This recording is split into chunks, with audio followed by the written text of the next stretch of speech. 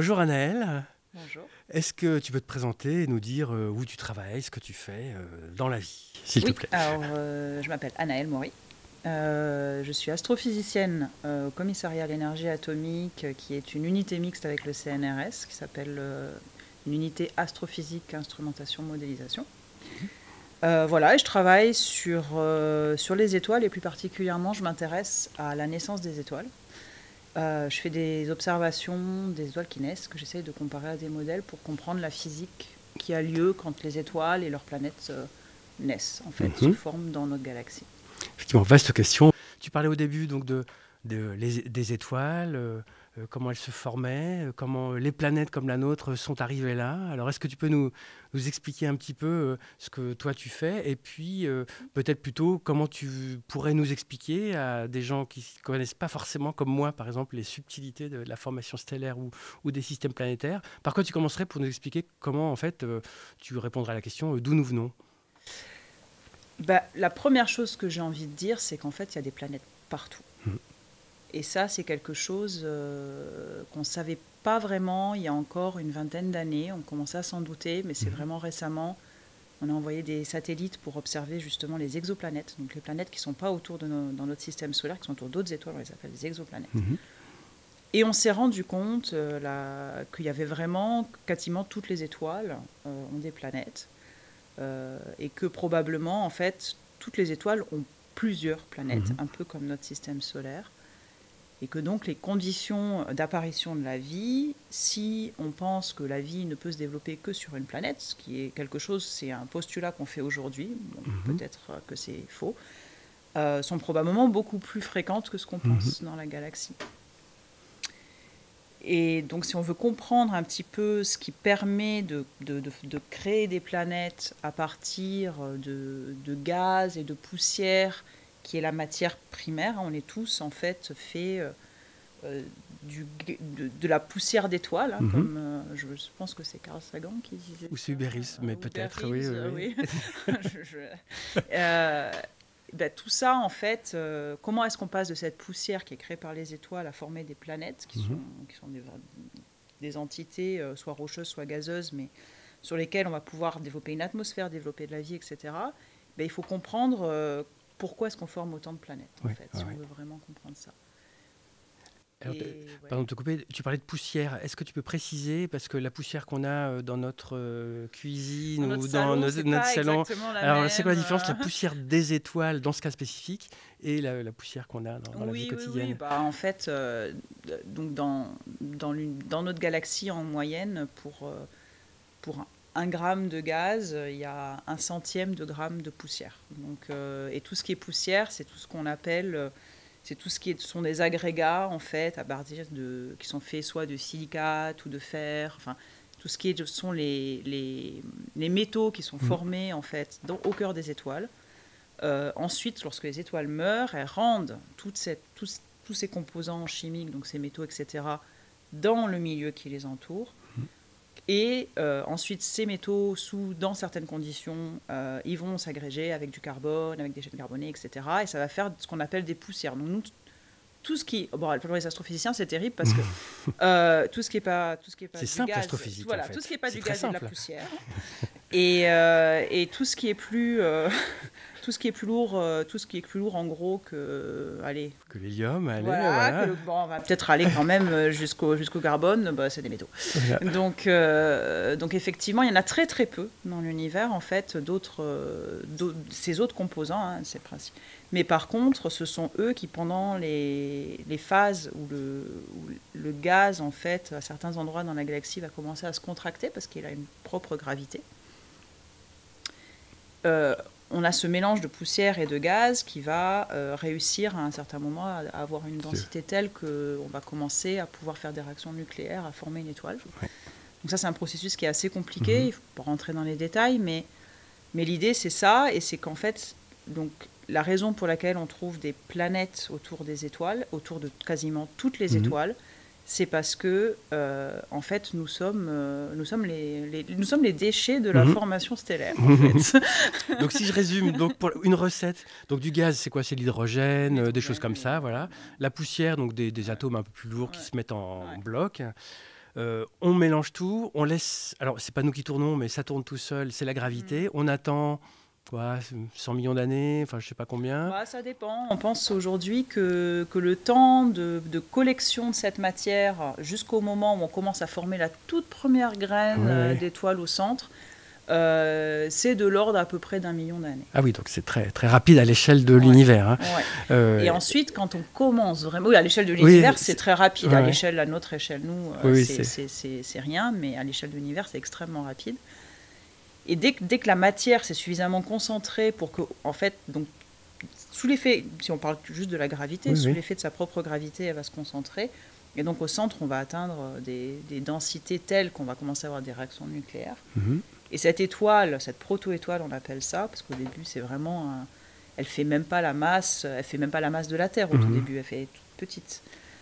Elle va continuer, elle par contre, elle a un potentiel gravitationnel, hein, et donc elle va continuer à accréter la matière. Et plus elle accrète de la matière, plus elle va briller. Et plus elle va briller, plus au bout d'un moment, elle va commencer à chauffer le gaz qui l'entoure. Et il y a un moment, justement, une espèce d'équilibre où le gaz qui est entouré, cette étoile qui est en train de se former, n'arrive plus à tomber.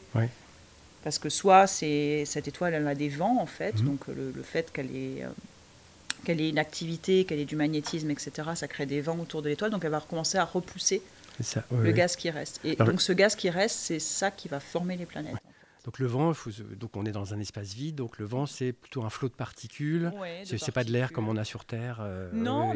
Mais c'est un terme de vent. Ça, c'est un terme de vent, c'est un flot de particules. Après, les étoiles, elles aiment se former dans les endroits qui sont très froids. Alors c'est bien étrange, hein, parce qu'on imagine les étoiles comme vraiment des choses très chaudes. On nous parle toujours 6000 degrés à la surface du Soleil. Mais en fait, les étoiles, elles aiment se former dans les environnements très froids. Et donc, dans les environnements très froids, le gaz, il est sous forme de molécules.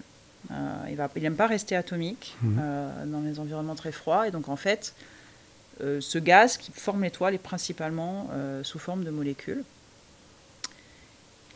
Et c'est ça qui est aussi intéressant, c'est-à-dire que ces molécules qui sont contenues dans le gaz, qui forment l'étoile, ce sont elles aussi qui vont rester autour de l'étoile une fois que l'étoile s'est formée. Et donc, c'est tout cet ensemble de molécules, en plus chauffées par le rayonnement de l'étoile, donc avec une chimie qui va se mettre en place, des molécules qui vont commencer à réagir entre elles, qui vont, à un moment donné, commencer à former des planètes dans ce qu'on appelle un disque. Alors, pourquoi est-ce qu'on forme on les voit partout, hein, ces disques. On a des images depuis très longtemps de ces étoiles jeunes. Alors, quand je dis étoiles jeunes, ce sont des étoiles qui ont... entre 1 et 10 millions d'années. Donc, pour nous, c'est des temps incroyables, mais une étoile vit beaucoup plus longtemps que ça. Donc, ce sont vraiment des étoiles qui sont très, très jeunes. Une étoile comme notre Soleil, elle va vraiment vivre des milliards, enfin, des dizaines de milliards d'années dans certains cas. Donc là, on est sur des étoiles qui ont entre 1 et 10 millions d'années et qui sont donc encore jeunes. Et on en voit depuis très longtemps des disques. Ce qu'on appelle des disques, c'est comme un frisbee, en fait, ce qu'on lance sur la plage l'été. Donc c'est vraiment une structure plate, comme une assiette, autour de l'étoile. Et au début, ces disques, on les voyait en négatif, en fait. C'est-à-dire qu'on voyait les étoiles en lumière visible, donc la lumière que voient nos yeux. Et on voyait des bandes sombres qui traversaient ces étoiles. On ne comprenait pas d'où ça venait. Et au fur et à mesure, les gens, justement, ont compris que ces bandes sombres, c'était parce qu'il y avait un disque, donc il y avait l'étoile qui émettait sa lumière directement, mais il y avait un disque qui était présent autour et qui, lui, était tellement dense qu'il absorbait toute la lumière visible. Exactement. Et c'est que récemment qu'on a vraiment pu faire des études de ces disques, parce que maintenant, ce qu'on fait, c'est qu'on les observe avec des photons qui sont produits par ces disques eux-mêmes, pas les photons de l'étoile. Et ça, pour ça, il faut aller regarder ces disques dans les longueurs d'onde infrarouges ou radio, donc de l'ordre des ondes qu'émettent vos téléphones. Donc ces disques, en fait, ils émettent des ondes radio. Donc en fait, il faut les écouter, il faut les écouter dans ces domaines-là. Donc tu disais, le disque, c'est finalement les miettes. Les miettes le résidu de la formation des étoiles. Donc c'est un phénomène très commun et qui arrive tout le temps. Alors, on ne sait pas si toutes les étoiles ont des disques. On a une grande question. On sait que la plupart des étoiles, que ça va être très difficile de ne pas former des disques autour des étoiles comme notre Soleil. Par contre, on sait que les étoiles qui sont très massives, donc il y a une toute petite partie des étoiles qui sont très très massives. Oui. On connaît des étoiles qui font 100 fois la masse du Soleil. Hein. C'est des monstres. Il y en a très très peu, mais il y en a. Et donc par contre, toutes les étoiles qui font plus d'une dizaine de fois la masse du Soleil, elles, on ne sait pas trop si le disque peut survivre en fait, parce que ce sont des étoiles qui émettent justement énormément de radiation et qui vont avoir tendance à vraiment souffler le disque. C'est-à-dire qu'il ne va pas pouvoir être stable, ce disque, il va être très chaud. Et il va être ionisé, il va être soufflé. Donc pour les étoiles très massives, on n'est pas très sûr. Par contre, pour les étoiles de type naine, c'est les étoiles comme notre Soleil. En fait, notre Soleil est une petite étoile. Hein. Alors pour elles, on se rend compte que quand on les cherche, on les trouve souvent quand même. Donc il y a de grandes chances qu'ils soient là. Qu'ils soient là tout le temps. Hein.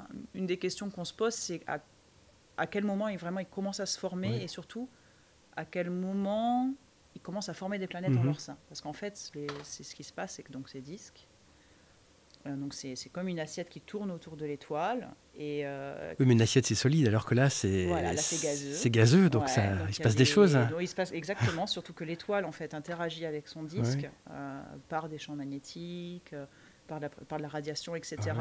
Donc il y a plein de processus aussi chimiques qui se passent dans le gaz, ce qu'on appelle des lignes de glace. Donc on peut imaginer que dans le disque, si on est très proche de l'étoile au centre, il va faire très chaud. Puis si on est plus loin, il va faire plus froid. Mais en fait, c'est pas aussi simple que ça non plus, parce que souvent ces disques, c'est pas vraiment comme des frisbees, ils sont évasés. Donc en fait, la surface du disque est un peu comme un bol, et en général, elle est très chaude. Et puis au centre du disque, c'est pas chauffé par l'étoile et c'est très froid. Et donc il y a plein de processus qui se mettent en place. Et quand il y a des processus chimiques, on sait que souvent, ils peuvent être soit endothermiques ou exothermiques. Donc soit ils ont besoin d'énergie pour se faire, soit ils en relâchent. Donc il y a des endroits dans le disque où il va y avoir des conditions très particulières. D'un coup, il va faire plus chaud, ou d'un coup, il va faire plus froid. Donc la pression va tomber, parce que température, pression, tout ça est lié. Et ça, c'est des bonnes conditions pour former des planètes, en fait. C'est-à-dire qu'on va pouvoir concentrer à un endroit, par exemple, quelque chose à haute pression. Et donc mettre plus de particules de poussière ensemble et former des planètes à certains endroits. Et maintenant, on a les premières images vraiment... depuis quelques années, là, avec ALMA, justement, on a des images magnifiques de ces disques où on a vraiment détecté des sillons dans les disques qui pourraient être, ça reste encore à prouver, l'endroit où se forment les planètes, et les planètes se forment dans le disque et récupèrent la matière au fur et à mesure, elles grossissent. Oui, parce qu'elles grossissent, donc elles accaparent la matière, donc ça fait une sorte de trou, d'où ces fameux sillons. Et donc, pour revenir sur le côté observationnel, donc avec ALMA, donc un radiotélescope au Chili qui observe dans les ondes très, très rouges, voire millimétrique, hein, ça s'appelle, c'est le terme, comme tu disais les téléphones, mais c'est aussi les micro-ondes, ce qu'on a dans les micro-ondes. Donc maintenant, on arrive à voir en positif l'étoile, et grâce à ces ondes très, très froides, très longues, on arrive aussi à voir en positif donc, ces disques, et ils sont tout petits, ces disques, parce que déjà une étoile, c'est très dur à voir, à résoudre, mais alors ces disques, ça va être monstrueusement petit, donc il faut ces grands télescopes sur des dizaines de kilomètres. C'est pour ça que c'est assez récent, ces observations, on peut les voir et les étudier. C'est parce que, alors c'est peut-être un petit peu technique, mais ce qu'on peut séparer, donc quand on regarde quelque chose... Les détails qu'on peut voir. Voilà, il y a des détails qu'on peut voir, et plus le télescope est grand, plus ce qu'on peut voir va être petit, en fait. C'est le principe de tous les systèmes optiques. Mais bon. Et dans le domaine radio, qui est le domaine où ces disques, effectivement, émettent de la lumière et où il faut les regarder, on est à des longueurs d'onde qui ne sont pas très favorables, parce qu'à ces longueurs d'onde-là, en fait, le même télescope, si on l'utilise pour observer quelque chose dans le visible ou en radio, en imaginant que l'objet émet dans les deux et que le télescope est capable de faire les deux, ce qui est rarement le cas, il va être capable de résoudre, de voir des milliers, voire même millions de fois plus de détails dans le domaine visible que dans le domaine radio. C'est juste une propriété. Parce que les ondes radio sont beaucoup de fois plus grandes que les ondes visibles. Et donc, dans le domaine radio, on a énormément de mal à voir des détails. Et donc, pour faire ça, il faudrait qu'on construise des télescopes qui font des kilomètres de diamètre. Et ça, c'est pas possible. Structurellement, c'est pas possible. Et on a une petite astuce, du coup, c'est ce qu'on appelle l'interférométrie, c'est-à-dire que plutôt que de construire ces immenses télescopes de 10 km de diamètre, qui sont impossibles à construire, on prend plein de petits télescopes, on les sépare et on combine le signal entre eux. Et donc ça, c'est ce que fait ALMA. Et ALMA, c'est le premier télescope dans les domaines radio qui a permis d'atteindre des lignes de base, donc des distances. On arrive à combiner le signal entre deux télescopes qui sont séparés de 15 km. Donc ça nous fait l'équivalent d'un télescope de 15 km de diamètre. Et en fait, on est capable de résoudre l'équivalent de la distance Terre-Soleil dans des étoiles qui font partie des étoiles les plus proches autour de nous. On peut voir si la Terre et le Soleil émettaient en radio, ce qui n'est pas le cas, pas à ces longueurs d'onde-là en tout cas, on serait capable de détecter une Terre, une exoplanète qui a la distance de la Terre au Soleil autour de son étoile. Oui, ça c'est assez exceptionnel. Alors donc, tu nous as expliqué comment se forment les étoiles, comment pourraient se former dans les disques autour des étoiles les planètes.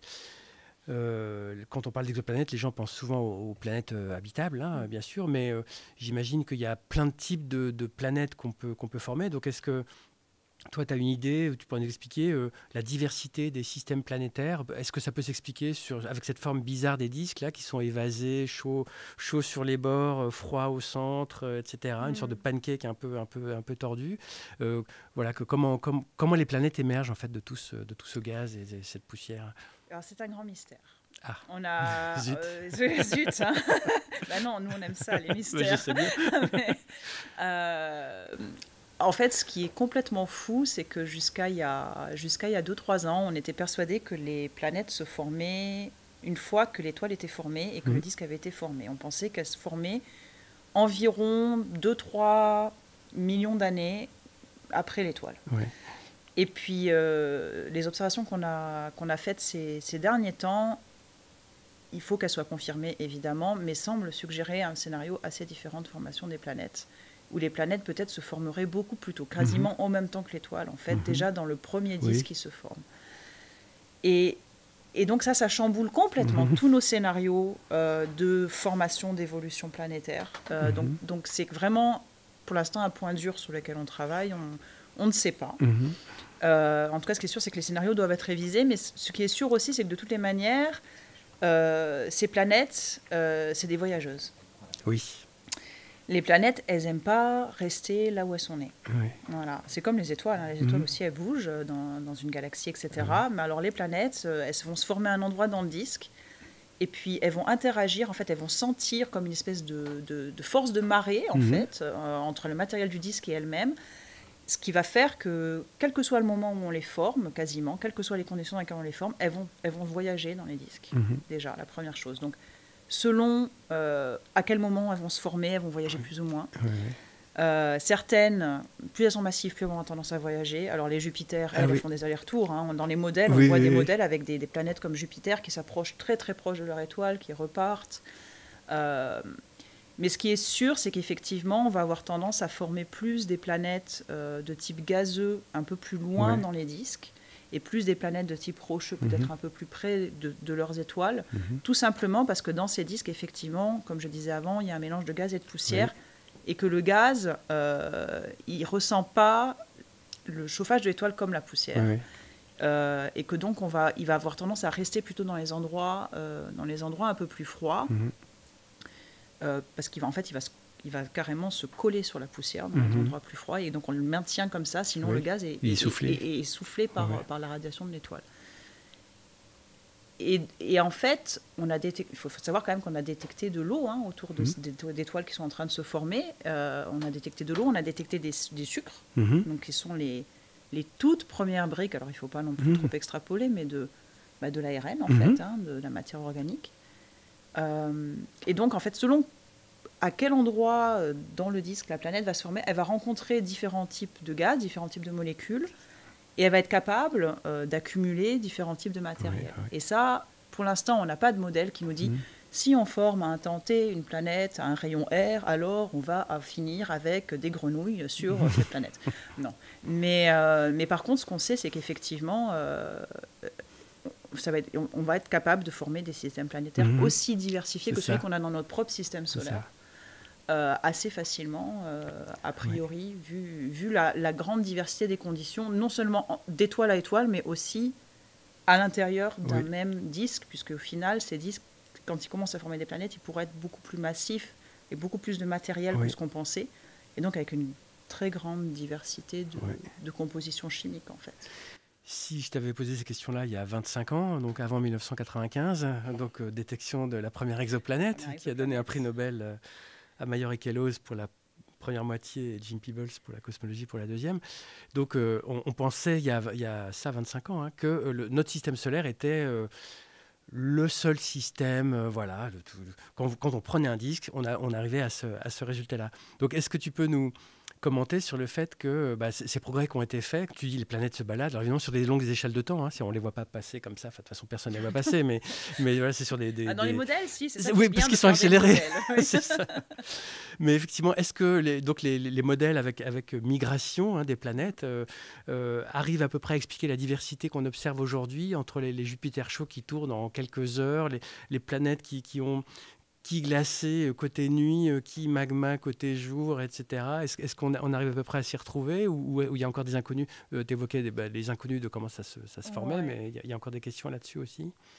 Je crois qu'il y a 25 ans, on avait une vision encore... nous, les humains, on a des visions très anthropocentristes. N'est-ce pas? Donc, c'est bien, régulièrement, on se repositionne un petit peu. On se prend des grosses baffes. Voilà, exactement, on se prend des petites claques en se disant, non, il n'y a pas que toi. Donc, effectivement, c'est autant avant, on pensait que tout tournait autour de la Terre, puis autour du Soleil, et puis maintenant, on se rend compte qu'il y a probablement des planètes partout. Que la diversité est probablement présente. Les modèles, à l'heure actuelle, moi j'ai tendance à dire, je suis une observatrice, puis on a toujours cette petite bataille entre les fonds des modèles et les observations. Les modèles sont faux par définition. Le but dans la vie des observateurs, c'est de montrer aux modélisateurs qu'ils ont faux. Je partage cet avis. Voilà. Donc un modèle est toujours faux. Un modèle n'est qu'une description limitée de la réalité avec les outils et la physique qu'on a à un moment donné. Aujourd'hui, à ma connaissance, il n'existe pas de modèle de jeunesse planétaire, comme on appelle ça, c'est-à-dire pour expliquer vraiment de bout en bout, qui est capable, ne serait-ce que de reproduire les propriétés de notre propre système solaire. Et en fait, plus on regarde dans les détails, plus on se rend compte qu'il faut faire appel à des processus fins. C'est-à-dire que, par exemple, il y a 25 ans, les gens n'auraient jamais pensé qu'il fallait faire de la chimie pour comprendre la physique, par exemple. On se fichait un peu des chimistes en disant oui, bon, ils mettent des trucs dans leur éprouvette, ça fait pouf, quoi. Et en fait, on se rend compte aujourd'hui que, notamment dans les disques, si on ne prend pas en compte les processus chimiques, qui, comme je disais, vont libérer de l'énergie, c'est impossible d'expliquer la physique. Et donc, il y a des processus fins qui se mettent en place. Le magnétisme, on sait que c'est devenu quelque chose de très important aussi pour expliquer les propriétés de ces disques. Et on progresse, mais clairement, les modèles ne sont pas capables de décrire toute la diversité de la chimie et la physique qui a lieu dans ces environnements. Donc tu évoquais que c'était assez interdisciplinaire, puisque même la chimie est invoquée en physique, ce qui est effectivement très important. Tu as parlé de l'eau un petit peu, je pense que ça peut intéresser ceux qui nous écoutent, de l'eau et puis des acides aminés, enfin des sucres, etc. Est-ce qu'il y a de l'eau partout dans la galaxie, l'univers? Est-ce que c'est une exception? C'est quoi, toi, ta vision Alors, ça, ce sera une question qui aura probablement des réponses un peu plus affirmées une fois que le télescope qui s'appelle le James Webb aura été lancé, on l'espère bientôt. Mais déjà, il y a eu quelques missions en fait qui se sont intéressées à détecter de l'eau. Il y avait déjà ISO il y a très longtemps. J'ai fait ma thèse dessus, donc il y a très longtemps. Très longtemps. Il y a Herschel plus récemment aussi qui s'est penché là-dessus. Avec ALMA, les gens aussi essayent de détecter les signatures de l'eau. Et en fait, l'eau a l'air d'être présente partout. On la cherche en petite quantité. Et elle est très importante. Pourquoi? C'est pas. Alors, on se fait une idée de l'eau pour l'apparition de la vie, mais en fait, l'eau qui est autour des protoétoiles, c'est probablement pas exactement celle qu'il va y avoir dans des atmosphères planétaires. Il y a des études récentes qui suggèrent que c'est le même type d'eau dans les comètes qu'on a dans notre système solaire que celle qui a été détectée effectivement dans ces objets très jeunes. Mais néanmoins, il ne faut pas penser que la molécule d'eau, elle est là au début et puis va. En fait, l'eau est très importante. Pourquoi? Parce que l'eau forme des glaces. et que pour faire de la chimie dans ces environnements que nous on appelle denses, mais attention, quand moi je vous dis depuis le début, tout ça c'est très dense, c'est moins dense que si je prenais une feuille de papier et que je la disséminais au travers de cette pièce, d'accord ? Donc c'est des densités extraordinaires pour un milieu astrophysique, mais en fait pour nous c'est tout petit. Donc il ne faut pas s'attendre à ce que ce soit facile de faire de la chimie en phase gazeuse. Et c'est donc, très dilué en fait. Ouais, ça, en fait ce qu'on appelle dense, c'est très dilué, mais ces particules ne sont soumises qu'à leur gravité. Donc en fait, ça marche très bien de mettre très peu de particules, enfin très peu d'atomes, de molécules, ce que j'appelle des particules de manière générale. Et donc pourquoi l'eau ? Parce que l'eau, en fait, ce qu'elle va faire, c'est qu'elle va se poser sur les grains de poussière, elle va faire des glaces, parce que s'il fait très froid dans ces environnements-là, il fait moins de 200 degrés. Et ces glaces, en fait, vont être l'endroit où ça va être possible de faire de la chimie. Pourquoi ? Parce que la probabilité de se rencontrer dans l'espace, là, dans ce gaz très peu dense, et de faire des réactions est très faible. Et ce qui va se passer, en fait, c'est qu'il va y avoir des réactions qui vont se faire à la surface de ces glaces. Et le fait que ces glaces soient là, elles vont pouvoir permettre de garder les molécules à l'intérieur d'elles et de les protéger d'une certaine manière, de faire de la chimie avec des radicaux à la surface des glaces et de les relâcher dans le gaz uniquement quand elles vont être chauffées et qu'elles vont s'évaporer. Une sorte de frigo / éprouvette qui permet de faire des réactions. C'est une éprouvette. Autour des étoiles jeunes, dans les disques, pour former des planètes, il nous faut absolument des glaces. Alors des glaces d'eau et des glaces de monoxyde de carbone. Ce sont les deux principaux types de glaces dont on pense qu'elles sont présentes. Et justement, normalement, avec ce nouveau télescope, le James Webb, on devrait être capable de regarder dans les glaces. Pour l'instant, on n'est pas capable de regarder dans les glaces. On est capable de regarder dans le gaz et donc d'extrapoler en fonction de ce qu'on voit dans le gaz, de ce qu'il doit y avoir dans les glaces. Mais pour l'instant, on n'a jamais vu en fait ce qu'il y a vraiment dans les glaces et est-ce que vraiment toute cette chimie, elle vient de là. Et donc, il y a une vraie attente pour ça parce que ça nous donnerait vraiment un scénario plausible pour ce qui est de la construction et des premiers sucres, des premiers acides aminés. Moi, j'aime pas trop dire ça parce que je trouve que c'est un peu extrapolé, mais effectivement des molécules complexes, et qui ensuite, si on les incorpore de manière très précoce justement dans des planètes, vont peut-être expliquer les premières briques de la vie telles qu'elles se sont développées. Donc je pense qu'effectivement, on n'a pas fini d'être étonné. Et par ailleurs, l'eau, on la trouve dans plein de galaxies extérieures. On en voit partout, mais dans les mêmes conditions que tu évoques. En toute petite quantité. En toute petite quantité. Mais ça suffit. C'est ça qui est fou, en fait. C'est comme en cuisine. Des fois, il suffit de rajouter un petit grain de sel pour que les blancs en neige prennent. Et là, l'eau, elle est très peu présente, mais elle est suffisante probablement pour être un vecteur important de complexité moléculaire. J'ai l'impression qu'on a tout abordé. Je vais te remercier. Merci pour cette discussion. Et puis, on continue la nuit du Big Bang au Big Band avec la suite. Merci Anaëlle. Merci.